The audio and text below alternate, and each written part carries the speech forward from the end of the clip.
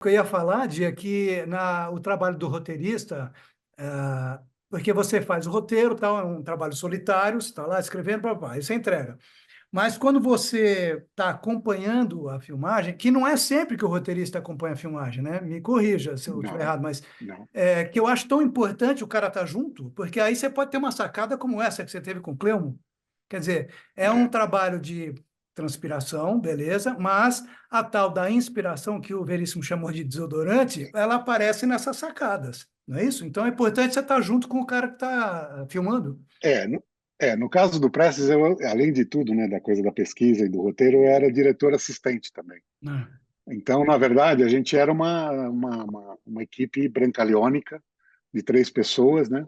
O Tony dirigindo, eu fazendo assistência de direção e o Cleomo de direção de fotografia. E aí é muito engraçado que tem uma outra história bem boa, bem bacana e bem interessante para falar de roteiro, que a gente precisava, num determinado momento, achar alguém que pudesse comprovar a prisão da Olga Benário, né, no uhum. Rio, na Polícia Federal, que tivesse talvez convivido com ela, né, enfim, pudesse dar um depoimento e tal.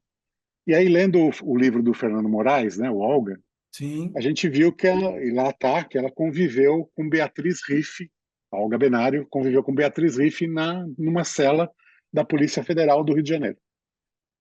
Só para ilustrar essa coisa da equipe brancaleônica, né? Aham. A gente ouvia muita gente em São Paulo e Rio, e o único meio de transporte que a gente tinha, porque não podia gastar Hum. grana, né? O filme foi feito com, acho que na época, Sempre, sempre. 80 mil reais. A gente pegava um Passat do Tony, Hum. enchia de equipamento, ia para o Rio e fazia, sei lá, uma série de depoimentos, voltava para São Paulo. Aí eu falei, Tony, poxa, falta esse depoimento que possa comprovar a relação com a Olga, né? Que seja um depoimento sobre a Olga, que não seja só o do Prestes, né? Uhum. E lendo o livro do Fernando Moraes, eu falei, tem a Beatriz Riffe, né? Vamos procurá-la, tal. Aí fomos até o Rio de Janeiro, pegamos o carro, saímos de São Paulo, fomos até o Rio de Janeiro e a dona Beatriz Riffe morava num predinho baixo em Botafogo, 3 andares, sem elevador, né? Típico do Rio de Janeiro, Aí né?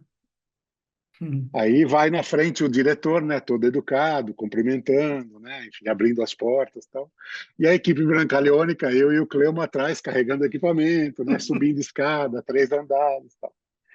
Aí a gente disponibilizou lá o set, né, porque a gente usava, como eu era diretor assistente também, a gente usava a técnica de colocar 2 cadeiras na frente do depoente, né, o diretor e eu, o Tony e eu, e o depoente, para que ele pudesse olhar para a gente e ter um olhar humano, né? Porque essa também é uma outra coisa que eu sempre Sim. defendo, né? Você pedir para um depoente num documentário olhar para a lente da verdade, né? Ele está olhando para um buraco escuro, né? Uma Né? coisa impessoal, né? Nada como Exatamente. olhar olho no olho, né? Então a gente usava essa técnica, inclusive para desestabilizar o depoente, que ele não sabia quem ia perguntar, o que perguntar, né? E aí foi engraçado que a gente armou esse set, Dona Beatriz, riff simpaticíssima, e, e aí eu fui o primeiro cara a fazer a pergunta para a Dona Beatriz. Eu cheguei para a Dona Beatriz e falei, Dona Beatriz, como foi seu relacionamento com a Olga Benário, né, na cela da prisão da Polícia Federal, na Rua México, aqui no centro do Rio de Janeiro, e tal?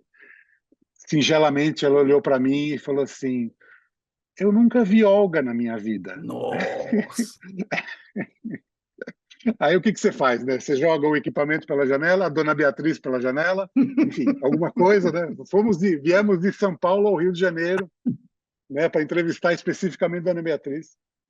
Mas eu posso afirmar para vocês que, assim, Dona Beatriz Riff é o depoimento mais emocionante que o filme tem. Então, quando o roteiro não previa o depoimento da Beatriz Riff, passou a prever a partir de uma informação. Como ela não tinha conhecido Olga, ela não Hum. conviveu com Olga, Hum. o roteirista poderia tirar esse depoimento e esse depoimento nunca existir. Sim. Mas é o depoimento mais emocionante. Por quê? Porque ela foi presa em 35 e essa é a diferença da informação, né? Uhum. Ela ficou na mesma cela da Olga Benário. Mas Hum. quem disse que ela ficou no mesmo tempo, né? Olha Ela estava só. na mesma cela e ela foi solta um dia antes de Olga ser presa na mesma cela. Olha só. E provavelmente o Fernando Moraes e seus pesquisadores foram consultar o registro da polícia. E deu, cela número tal, Olga Benário, Beatriz E Riff, só, né? E só. Putz. Só que a dona Beatriz Riff, como ela participou da tentativa, né, enfim, que chamavam, né, intentona comunista, É.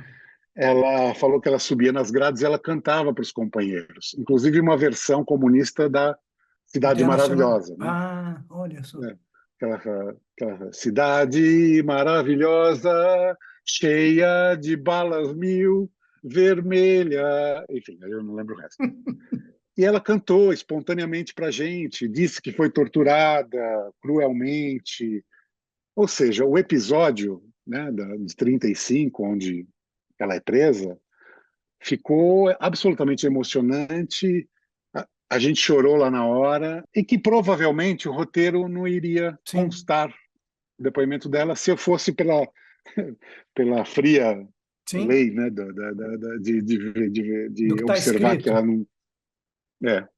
Então, acho que o documentário tem que se permitir ser surpreendido, né, por essas coisas, né, por essas surpresas, né. Uhum. Então, acho que esse é um exemplo bom de como o roteiro de documentário ele não é tão engessado quanto o de ficção, né.